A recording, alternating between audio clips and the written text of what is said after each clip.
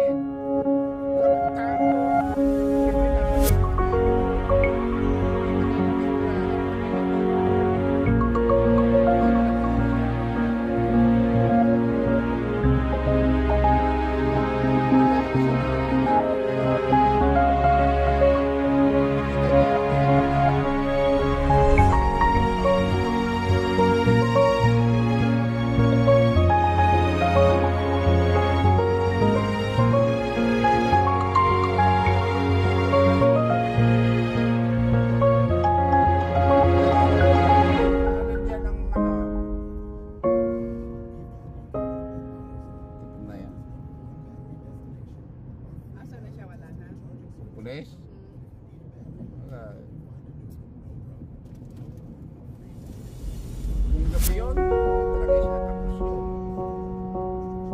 Magugulat ka rin eh.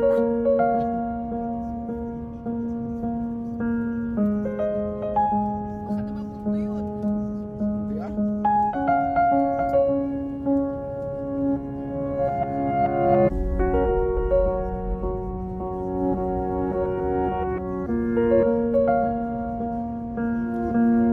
Pinabayaan lang. Nakita niya yung may tao eh. No. Kasi na sa likod ko. Kasi nakita niya yung nakita ng pulis na party na nagpapalik ako eh. Nasa likod ng pulis eh.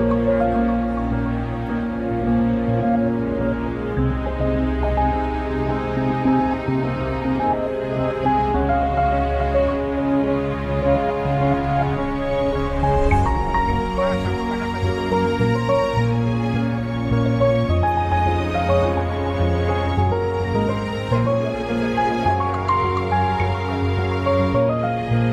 Mag-isa lang naman kayo sa'yo. Pag hinihuli ako, bakit nag-huli ako? Eh, sabi ko, yun ang hulihin mo, hindi ako kasi hindi siya dapat tatawid dyan. Tingnan mo yung video. O, pakita ko sa kanya yung video para i-review ko.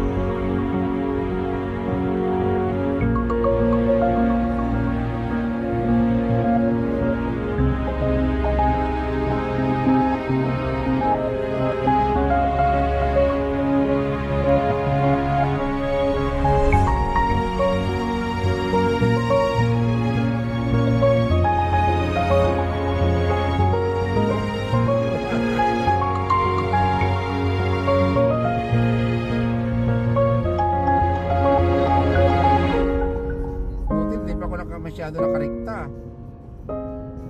Kaya nga eh, tas tumitingin ka pa sa paa mo. Naku. Then, nakita ko ng dumire-diretso siyang ginit na ako na yung pako para full brake. Kasi kung tatapos yung pako pagka yung dulo lang kasi diin na diin yun eh. Bibitaw yung paa mo doon eh. Kailangan talaga nakita niya kaya lang pinabayaan niya kasi wala siyang kasama eh. Mag-isa lang siya eh, tatakbuhan na. Hindi na siya makatalikod. Alanganin din kasi late niyang nakita. Ayun, kuhulihin niya ako, bakit puminto kayo sa freeway? Sabi ko, hindi ko hinto, ay tao. Nagulat nga din ako na biglang may tao tumawid eh. Kalahin ko bang may taong tatawid dyan. Kung hindi ako mabrino, masasakot pa ako yun eh. Ito may sa akin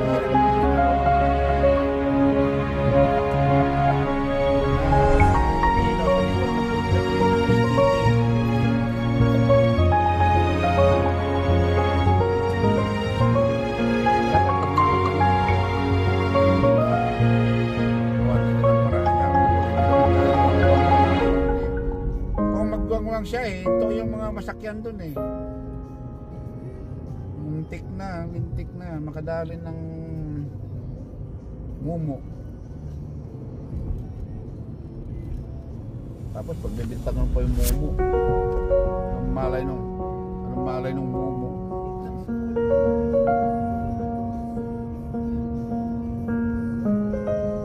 Pakialam ng mumo.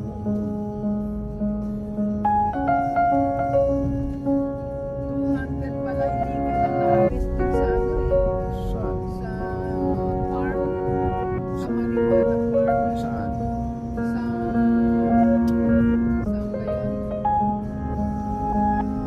Mas bukod pa yung Amarillo, yung sinasabi ni ate. Marijuana Park?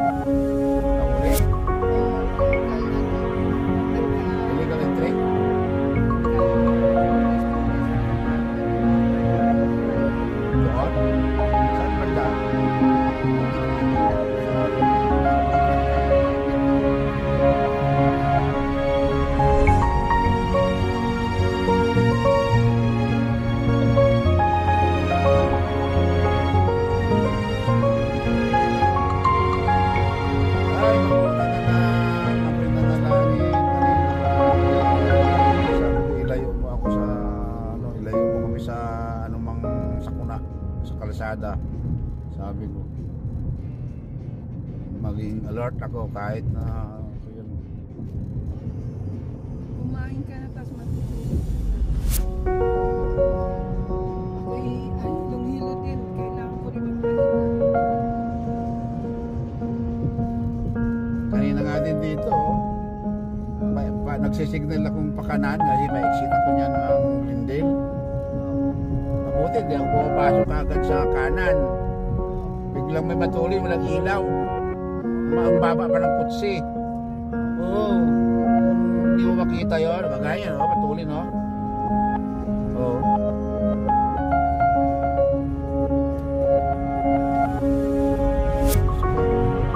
Pasok pa rin pala eh.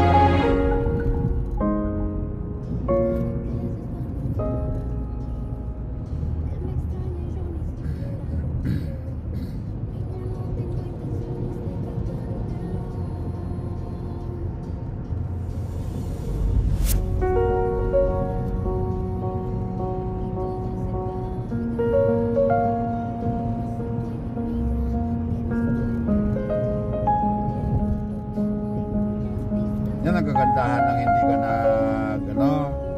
hindi ka na nabuntot.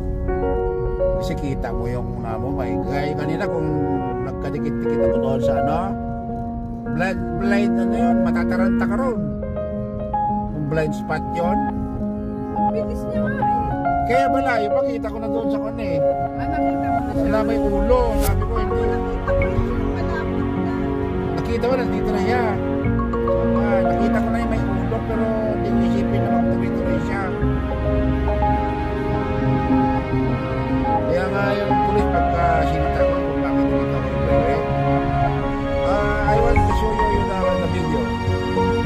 Makita ko na lang baka hindi niya nakita eh. O sa mga kusigib na freeway.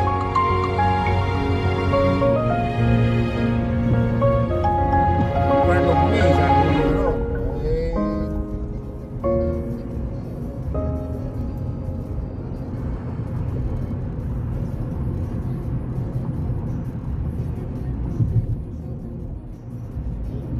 Buti ka kamo, hindi pa ako matulin masyado. Kasi iniingatan ko nga yung pulis na makalagpas eh. Di ba? Nasa ano pa lang ako nun, nasa 60 pa lang eh. Siguro umabot ako ng 70 sa pulyo. Kasi mahirapan ko na mapigilan yung preno nun. Nakapilo. Hindi, kakanan ka. No, hindi ako kakanan. Hindi kaya. Bubungguin ako sa kanan yan. Kasi matutulin dyan. Nandun yung pulis sa kanan eh.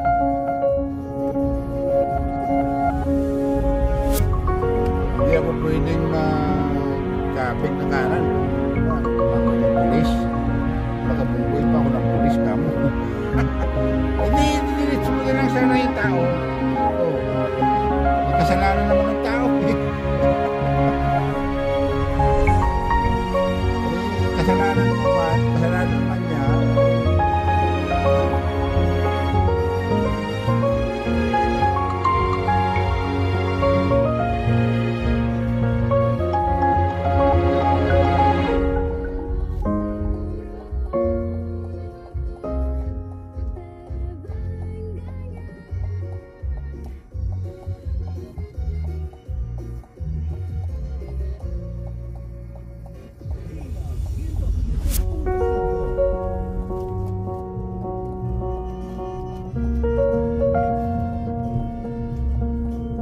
Ay, 2 araw pa ulit.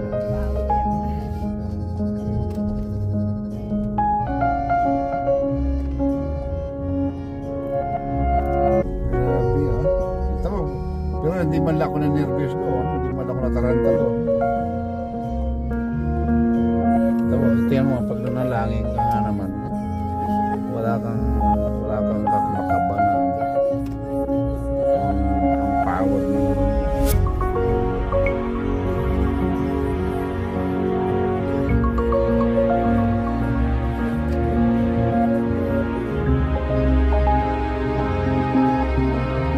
Nung hinintuan ako ng polis doon, ano, hindi niya nakita yan. Bakit? Bakit ka nag-full break? Sabi ko, tingnan nyo na lang yung video. Yung video na lang ako ang magpaliwanag kung bakit. Hindi ko sasabihin na